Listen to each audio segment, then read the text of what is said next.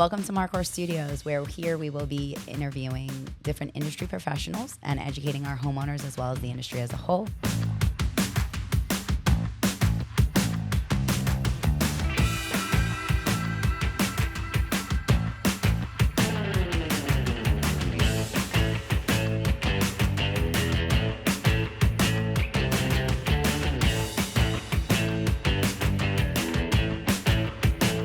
Hope you enjoy the show. All right, welcome to Marcor Studios. Today we have here Dave Mahoney, one of my favorite attorneys out here. Don't tell Scott to go like that one. But with Hinshaw Law. So Dave, thanks for being here today. Share with us, how'd you get into this end of law? Well, share with us what kind of law you actually practice, for starters. All right, so I've been an attorney for almost 25 years now. I started my career at the Manhattan District Attorney's Office.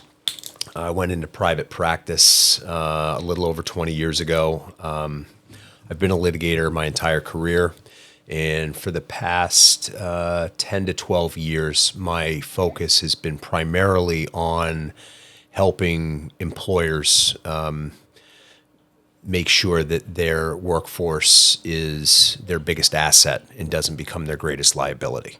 So I work with companies about how to educate their human resource department, educate their supervisors, their managers, and ownership from essentially every aspect of the employer-employee relationship. Everything from onboarding employees to maintaining positive workplace environments, talking about progressive discipline and how to ensure that we give employees the opportunity to rehabilitate themselves. And when rehabilitation is no longer an option, about how to properly terminate employees to avoid liability and to avoid the inconvenience, the frustrations, and the expense of litigation. Well, I mean, so we're in the, coming from the construction industry, the big term we always hear is, well, I didn't do that for the last 30 years like this. Why do I have to do it like that now? And can you elaborate on how things have changed over even the last 5 and 10 years? I mean, just it's insane how much you have to do as an employer proactively to insulate yourself, but also to protect your employees. Yeah, being an employer in this day and age is dramatically different than it was even 10 to 15 years ago. Yeah. There has been an increased emphasis on employee rights and ensuring that people have a safe place to work, to ensure that people have the opportunity to work in an environment that's free from harassment, and to ensure that people get paid a fair wage for the work that they do. Yeah. So let's talk about really what's starting to hatch at the moment right now is we're under a new administration. We are. And let's get into the whole I-9 thing, because Sure. It's funny. I actually spoke the other night at a women in construction event. I was a panelist, and I actually asked the question. I said, "Please don't anybody be embarrassed if you don't know the answer, or what this is. But just by a show of hands, how many of you know what an I-9 form is?"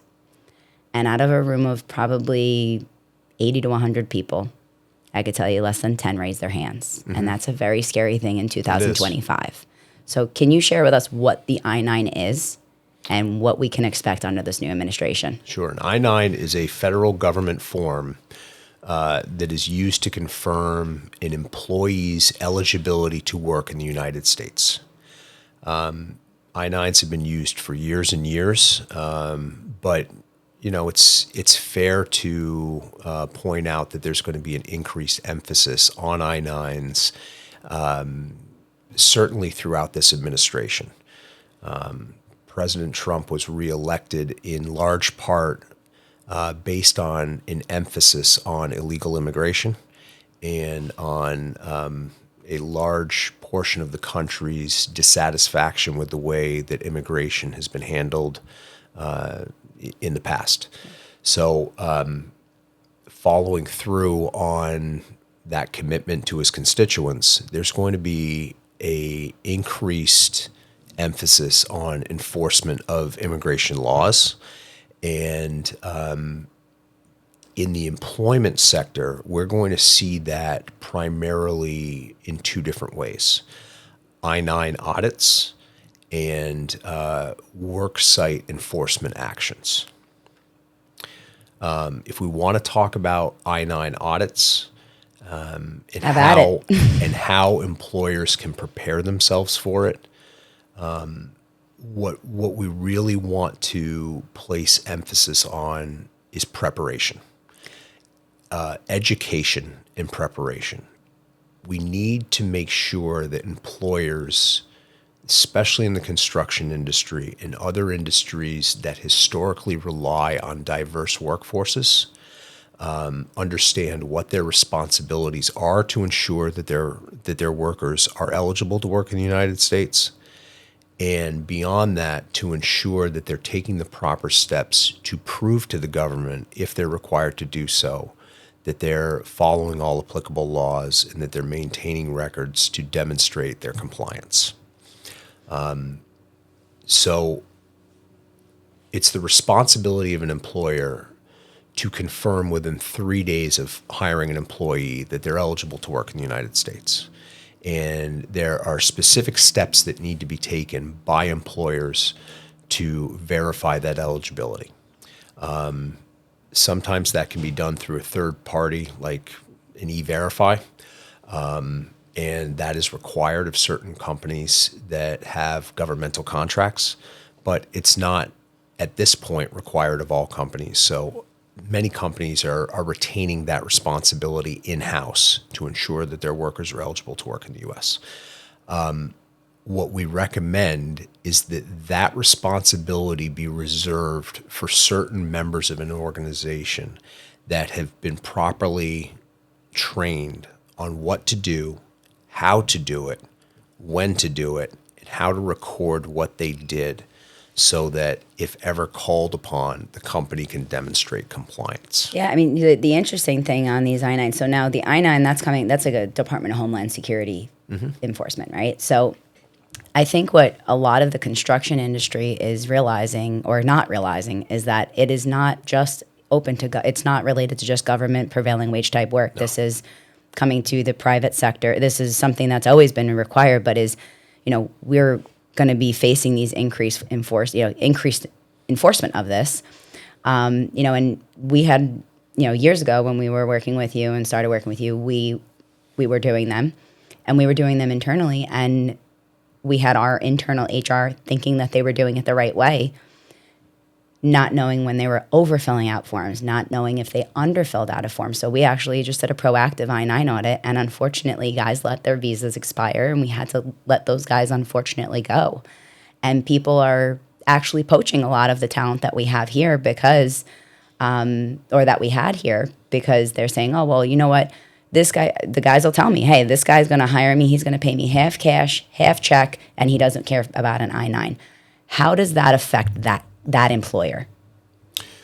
So, sorry, I know it was a loaded question. So the construction industry, as I said, has historically relied on a diverse workforce. Yeah. It is also an industry that relies upon a workforce that historically jumps from employer to employer, from job to job, and tends to have a significant amount of turnover within the workforce itself.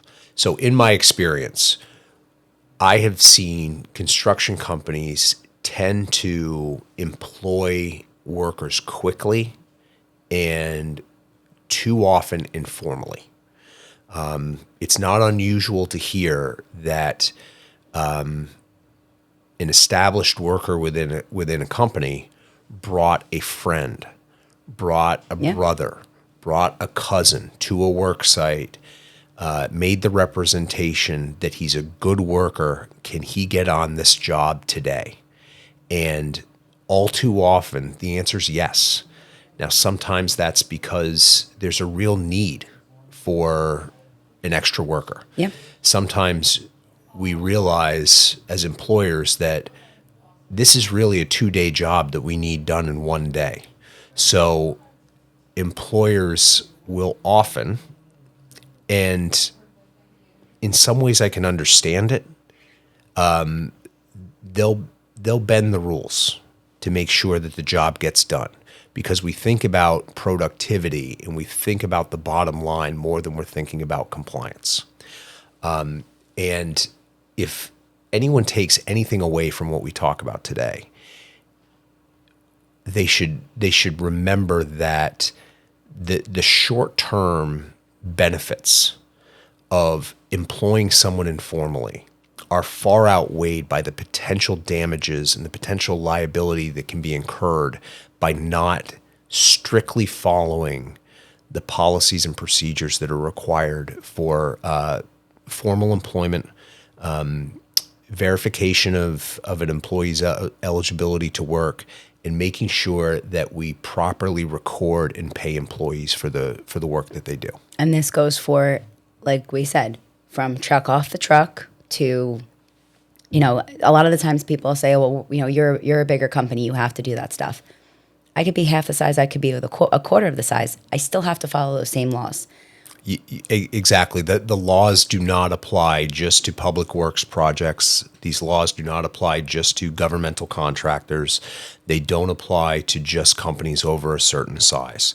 So, regardless of whether you have several thousand employees that are primarily doing governmental work or performing public works projects or prevailing wage work, this is not residential projects. This is not just about them. Yeah. If you have a single truck in a single garage and 3 employees, your employees still need to be eligible to work in the United States. You still have to record all their hours properly. You still have to treat them as employees. You still have to pay them for every hour that they work. You still have to ensure that they're getting paid time and a half whenever they go over 40 hours in a week. You still have to ensure that you're withholding taxes as required by the IRS. Yep.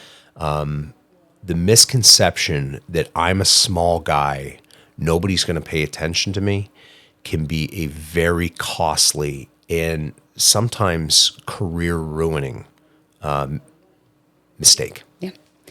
Now, let's talk when it comes to penalties. I mean, not holding you to actual figures, but we're talking, per employee, you could be talking anywhere from, I think the numbers I last looked up are $287 per employee for not having a proper I-9 on record, as high as $25,000.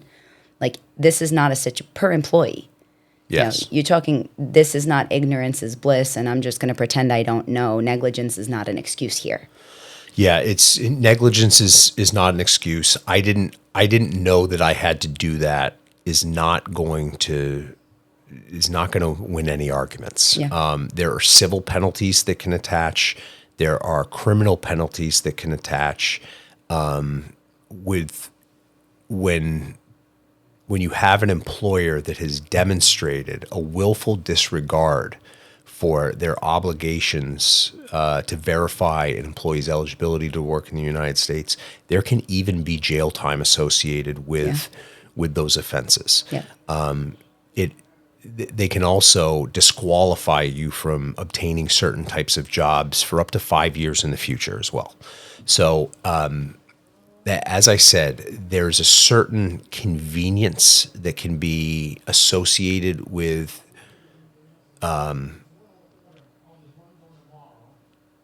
let me cut that. As I said earlier, there's a certain convenience associated with just employing somebody for the day, just picking somebody up to get the job done. But what employers have to understand is they're putting themselves in the bullseye. Yeah, they're putting themselves in a position where all of their hard work, all of their efforts, everything that they've done to build up not just a reputation, but a retirement savings can all go away in the blink of an eye if they're called to called to the carpet for their failure to follow certain laws. We're talking about, the I-9 stuff. We're also not realizing that the people or the employers who are not focusing on the I-9s are very likely not following the Department of Labor regulations. And you and I both know from, working together for the last several years of what happens when the Department of Labor gets involved and how easy it is for somebody to just drop a dime, a previous disgruntled employee or anything like that. Or the fact that, we've been hearing even that when you're dealing with these human traffickers, that they're the ones actually pushing the employer, the employee to file these claims. And whatever they do behind the scenes, I don't know, but we're hearing a lot of that in this industry, and we're actually hearing about the legal guys here saying, no, I got to pay the taxes, and I have to do that. Now they're rolling on the other people. So now you have this little civil war going on internally that don't even have to do with the employer. It's now the employee that they're like, well, I got to pay it. Why are you not having to pay it? Or how come you can walk away with cash? Talk to me, because the biggest thing is, in the construction industry, cash is a big thing. And I remember the first time I met you, this is how your face was. And years and tens of thousands of dollars invested into getting it set up, because when I walked out of that meeting, I said, I want it done right. I don't care what it costs me. I want it done right. I want to sleep at night. I like to go home to my children. That's the bottom line, is wanting to be able to go to sleep at night, lay your head down and not worry that tomorrow's going to be the day that someone drops that dime on you. And, we can talk about this in a couple different scenarios. Like, we can talk about this when it comes to immigration. We can also talk about this when it comes to wage and hour violations. Yeah. Because I have lost count of how many times the unpaid wage claim is filed by somebody that the company had treated like a family member for years. It's usually that one. And years and years. It time and time again, it's the employee that has worked for that family business for maybe 10, maybe 15, maybe 30 years. And then there's a falling out. Then there's a disagreement. There's an argument. There's a blow up.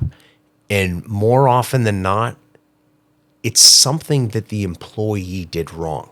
It's not usually that the employer is the one that broke the relationship. Yep. But once the relationship is broken, it doesn't matter how it broke. It doesn't matter why that relationship fell apart.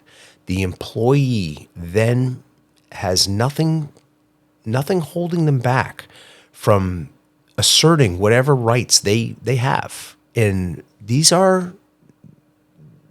They're not negligible. No, they're not negligible. And you know what? These are important protections. Yeah.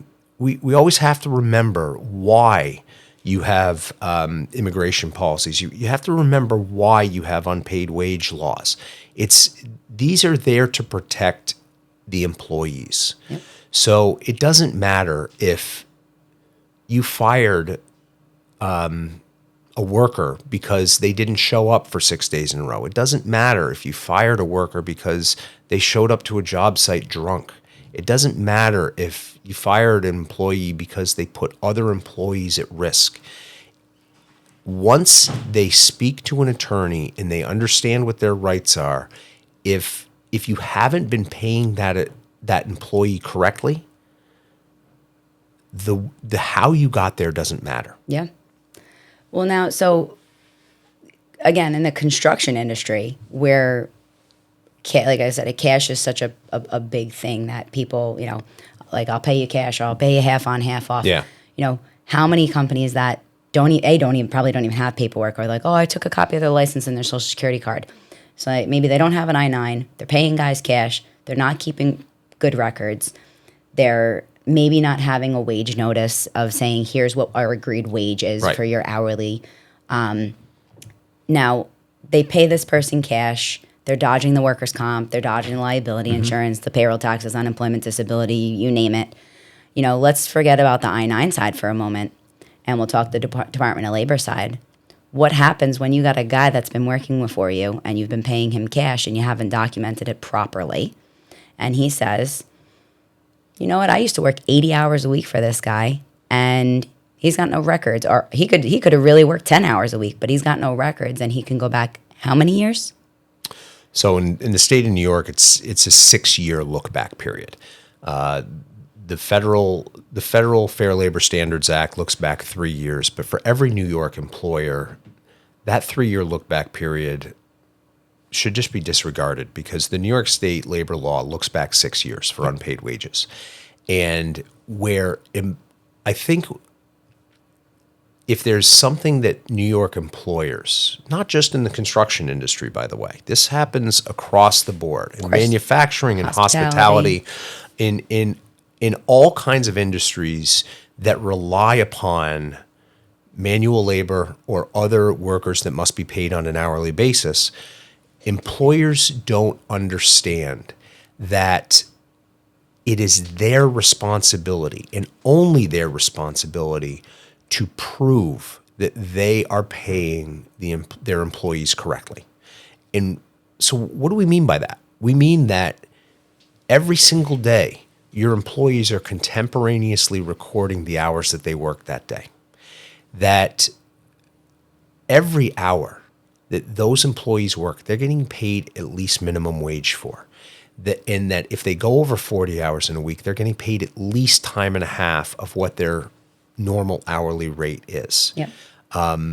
When employers pay employees off the books, this tends to be an all or nothing situation, because if you're paying somebody off the books, you're probably not recording their hours contemporaneously, and you're probably not doing it in a way that would satisfy the New York State Department of Labor, IRS, the U.S. Department of Labor, or frankly, any court that's going to review those claims. Yeah. So because it's an all or nothing scenario, usually, our advice is always just be sure you're doing it right all the time. Yeah. Because if you're paying somebody even 40 hours on the books and you make an agreement with them that you're going to pay them the overtime and you're going to pay them the right amount of overtime, but you're going to pay them in cash, even if that's what the employee is asking you to do, even if the employee says, look, if you don't do it for me this way, I'm going to go somewhere else. Let them go. Let them go, because what they are asking you to do is put your own reputation, your own company, your own assets on the line. Yeah. And people don't realize that you're personally liable for this. This is not, they're not going after your company. They're going after every asset you own, your house, your cars, your, bank accounts. And this is, you're talking, somebody has the ability to say, hey, they could have started working for you 2 years ago. And they could say, oh, well, I started working for them 5 years ago, because they didn't have the right documentation, right? Correct. And I worked 80 hours a week. Yep. And I was getting paid $40 an hour, and I want my overtime, and I want my liquidated damages, and I want my attorney's fees paid for. And unless us as the employer can defend that, it's pretty much a slam dunk for that employee. Employers have to understand that this is a guilty until proven innocent situation. So what's the advice for the contractors that do the half on, half off, or that pay cash? Is simply don't do it. There's an old adage that the best time to plant a tree was 50 years ago, and the second best time to plant a tree is today. So if you have not been properly verifying eligibility of your employees to work in the U.S., if you've not been properly recording their hours, if you've not been properly paying your employees, if you are not properly withholding taxes from those employees, the best thing you can do is to bring yourself into compliance immediately. It's not a get out of jail free card. Yeah. Because all of these different laws have various statutes of limitation. But at least if you bring yourself into compliance today on a going forward basis, you can put a date on the calendar And it Yep. may be 2 years. It may be 3 years. It may Every be day you're a 6 day closer years. to that limit. You're a day closer to being able to put your head on the pillow and know, Yep. I no longer have any liability. Yep. Yeah. And it's a very good feeling to be able to sleep at night and not have to worry about that, you know? Yes, it is. And, one last thing, just to switch back to the I-9 thing. ICE is like a real thing right now. We've already experienced it on our job sites twice already now. What are your takes on that right now? What's your input on making sure, aside from that, these guys are being paid right and that you're paying the proper taxes and the payroll taxes, because there's so many, everyone's like, oh, it's a money grab. It's not a money grab. There's laws and we have to follow them. We have the Department of Labor. We have the Department of Homeland Security. We have, obviously we have the DOT. We have to follow regulations. We have workers' comp. We have our liability insurance. Like, things have to be done the right way. And yes, it costs money to do. Again, no matter how big or small you are. But this ICE thing is really concerning because, especially, in construction, when you're midway through a job and ICE shows up and the roof's off of the house, what do? I was down in Florida at a conference, at a roofing conference, and I had a guy in Jacksonville tell me that he had, out of 60 guys, ICE showed up on 3 of his sites, and out of 60 guys, they took 13. And what he still doesn't realize is that the Department of Homeland Security is probably right around the corner, or ICE is right around the corner, trying to make sure that now they want to go do an I-9 audit and say, where were your I-9s on these guys? Yeah, so you've just pointed out the 2 ways that employers have to be prepared for ICE. There are I-9 audits, and there are work site enforcement actions. The best way for employers to be ready for those 2 different scenarios is education and preparation. If you want to, when we talk about I-9 audits, employers should designate, maybe it's 1, maybe it's 2, maybe it's 5. It really depends on the size of the organization, but only certain people in your organization should be verifying the eligibility of employees to work. Yep. And the people that do that for your organization should know what they're doing, know what they need to do, know when they need to do it, and know how to record what they did like the back of their hand. Yeah. It should not be a secondary responsibility within the organization. Yep. Okay? So we should never have a sales manager who's responsible for verifying eligibility to work. Because when push comes to shove, is the sales manager going to stop is he going to stop what he's doing in his main role to put the required emphasis and give this the attention it deserves? Yeah. If you have any concern about that, then that person's not the right person to be conducting I-9 verification. Yep. There's very strict time limits about when it must be done. So it has to be priority number 1 for whoever is doing that within the organization. They need to know what they can ask for, what they need to avoid saying to these employees. Well, I was told you just have to provide them the form. You can't even tell them what to bring in. You can't tell them, hey, I want By all this means, visa or your passport. Do not tell them. Do Yeah. not tell them what they should bring in. Yep. Okay. You can explain to them what documents are appropriate. You can explain to them what documents will satisfy their obligation to prove to you that they're eligible to work, but don't ever put yourself in the position where you're telling them what to bring in. Yeah, a company, I just was reading an article yesterday out of Denver, 187 employees got caught, an employer, 187 employees, no proper I-9 documentation. The penalty was over $8 million. That's debilitating. That's like you said, that's career ruining. It's career ruining. It's the end of the business, and it's the end of not just the business, but it disrupts the lives of every single person associated with that company. 100%. So. The other situation in which we're seeing every night on the news, there's the chance you're going to see an ICE raid, as they're being called. They're these work site enforcement actions where agents from ICE are showing up at job sites, they're showing up at office buildings, they're showing up at everything from grocery stores to I was heard manufacturing facilities. I was told from an immigration attorney they're even showing up outside the courthouse. Yes. That's crazy. So we're counseling employers to prepare themselves for these types of worksite enforcement actions so that when they do happen, and there's always...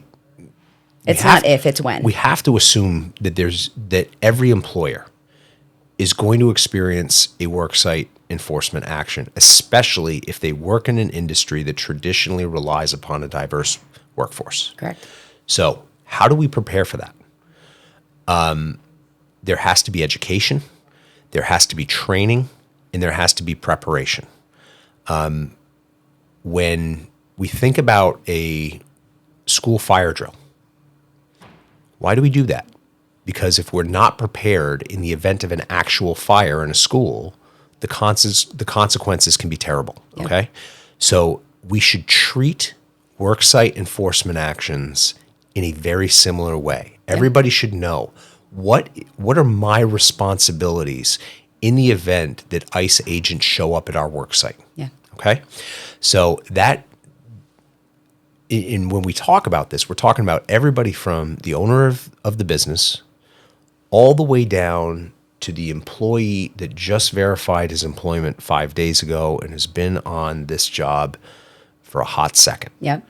So the first person that sees ICE agents walking on to a site, and for our purposes, a construction site, what do?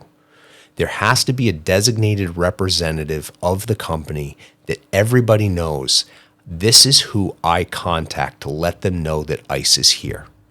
And once that is done, that should be the person that takes over responsibility for communicating with ICE on behalf of the company. It should be handled like an OSHA violation. If OSHA shows up on your site, I mean, now ICE can just walk on private property or a private office, that they have free reins to go wherever they want. So ICE can show up and enter any public area. ICE cannot enter a private area unless they produce a judicially signed warrant. Okay? And when I say judicially signed warrant, I'm trying to create a distinction because there's two types of warrants that ICE will show up with. They can show up with an administrative warrant, and at the top of that, it will generally say Department of Homeland Security. But when we talk about a judicial warrant, we're talking about a warrant that is issued by a court. It's signed and dated by a judge, and in that warrant, it will explain what the ICE agents are allowed to do, where they're allowed to go, what they're allowed to collect, and the first thing that the company's designated representative on site should do is ask the agents to identify themselves, to produce identification, and ask them if they have a warrant. And if they say that they do have a warrant, ask them to produce that warrant. And then we want to review that warrant. We want to determine whether or not it's an administrative warrant or if it's a judicial warrant. We want to ensure that they are still covered by the warrant, meaning typically these warrants will say that between this date and this date, ICE can show up at a work site and conduct an investigation. So are we still within the bounds of the warrant? We want to ensure that the company immediately calls their attorney. And if you have more than one attorney, we're talking about the immigration attorney, we're talking about the employment attorney. Take their advice. Yep. Okay? And then really what we're talking about is having an understanding of what you're obligated to do and what you don't have to do. So the reality, though, also is that that's really on the residential sector.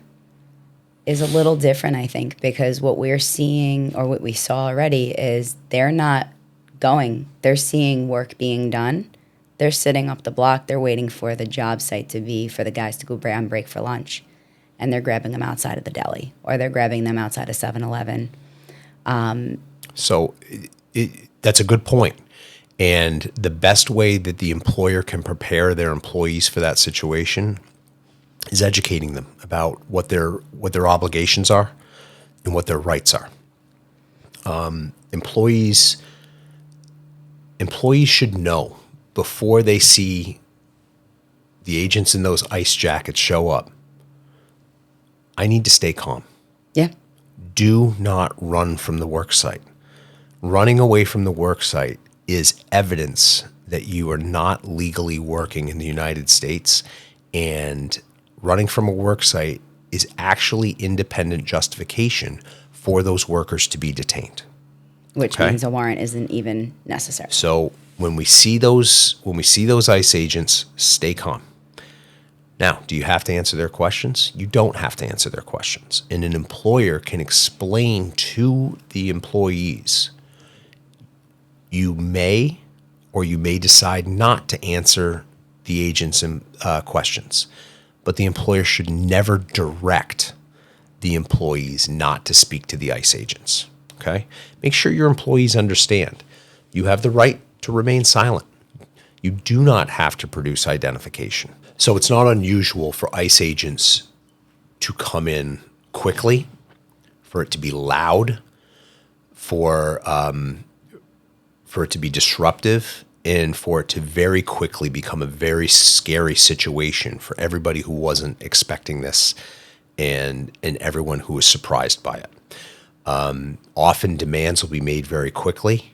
The production of the warrant will be very quick, and they won't want to wait for you to have an opportunity to call your attorney or to read it. Whoever's on the job site should immediately tell the agents, we have a company attorney. I am going to call our attorney and let him know that you are here and get his advice on what we do next. Okay? If they make demands to enter a part of the premises that is not open to the public, they're not allowed to unless the warrant permits them to, unless the judicial warrant authorizes them to enter private areas. Okay? So take a look at the warrant and make sure that you understand what your rights are. We tell employers, do not obstruct their investigation. Do not get in their way. Do not hide employees. Just make sure that whatever's being done is being recorded, and that if you have any concerns about whether the ICE agents are exceeding their authorization under a warrant, vocalize your objection. Tell them that you intend to reserve all of your rights, because that would then permit you down the road to protect those rights in a court of law if you're ever called upon to do so. Yeah, but it's still not protecting in this situation of if there is an illegal person on the site that, eventually they're inevitably going to get caught. But, that's where I'm. So when we talk about workers on a work site, sometimes those workers are in public areas, and sometimes those workers are in what we call those private areas that are not open to the public. Yeah. Employers do not have to force employees to leave where they are when the agents enter the work site. So employers are not allowed to usher all of their employees into a private area for their protection, but they are also not required to call all of those workers out of where they're doing their job to subject them to interrogation or inspection by the ICE agents. Okay. And then now what can we expect on the I-9 audits? Is that going to be something that you're going to be notified like a sales tax audit, or are you going to be, is it just something somebody's going to show up to somebody's business and say, I want to see your I-9s? So we anticipate that ICE agents are going to show up to businesses and demand production of records. Call your attorney immediately. Hopefully the attorney can get right on the phone with the ICE agents and arrange for the timely production of those records. Which means you can't just go back and, if you don't have them, create them. They need to either be there or they're not there. Let me be clear. Nobody should be falsifying records. Correct. That was my point. Like, Okay. you either have them or you don't. So the point of this is you either just make have sure them or you you have don't. them. Correct. Which also emphasizes the importance of conducting your own internal audit ahead of time. If you have concerns about, if ICE shows up, do we have enough to show that we've been compliant? Yep. That's a question that we want to ask before ICE shows up. Yep. And if you do have concerns, conduct an internal audit. We did it, yeah. And make sure it's- that you have. Look, employers have a responsibility to maintain I-9s for 3 years after a hire date. So if you are looking through your employees' I-9 forms and you have reason to believe that you didn't get proper documentation or that you failed to properly record what you did, then efforts can be made at that point to try to correct those issues, okay? We don't backdate things. We supplement. Correct. Okay? And you make a good faith effort moving Correct. forward. And, one thing that we often talk to employers about is you have I-9s that are very quick, showing somebody an American passport. It's a very quick way for an I-9 to be satisfied, right? Yep. But we also have instances in which you may have workers that are not citizens of the United States and may have the temporary authorization to work within the U.S. And we have to ensure that as we get close to the end of that temporary authorization to work, that we conduct a second I-9 audit to ensure that those employees remain eligible to work within the United States. Now, one last question is, how likely is this something that we should be expecting in New York? Because, I'd say it often that in New York, or on Long Island specifically, we obviously want funding from the government. We want funding to be able to continue to build here. So there's a lot of push in the building industry that, documents and publicizes that 14% of the workforce on Long Island is coming from the building industry. Mm-hmm. But historically, research and studies have shown that 21% of the construction industry is undocumented. So to me, you're shining a big light on Long Island as a very big area, not to mention being a sanctuary state, that there's a lot of reasons to come this direction, right? Is this something like, this is not an if, it's a when? Like, this is something we're all going to face. New York is a blue state. New York is a state that has a very diverse population. New York is a state that has a very large immigrant population. And because you work in an industry that historically relies on that diverse population to run, every construction company on Long Island should go to work every day assuming that today is the day that ICE may show up. And pretending that you are not the target and hoping that today will not be the day it's not a responsible way to prepare for the inevitability of an ICE enforcement action. If anyone takes anything away from today's discussion, it's to be prepared. It's to make sure that you educate not only your workforce, but also the people that ensure your compliance with applicable laws. Because there will be a time when you are called to prove that you're doing it the right way. Yeah. And preparation is the best defense against these types of claims. Well, I really thank you. This was a wealth of information that I think a lot of people really don't realize is something that they really need to put on the forefront. And it's not like that goes to the top of the totem pole right now. And I think that, because it's such uncharted waters for a lot of us, and at one point was for me, and thanks to you guys for helping us iron that out. A lot of people are going to have questions. How do they get in touch with you? How do, they come to you for whether it's advice or retaining you to help guide them in this? What's the best way to reach you? Sure. So I'm a partner at Hinshaw Culbertson in New York City. You can give us a call at 212-471-6211. That's my direct number. You can find us on the internet. And, when I'm talking to Long Island businesses, I still live on Long Island.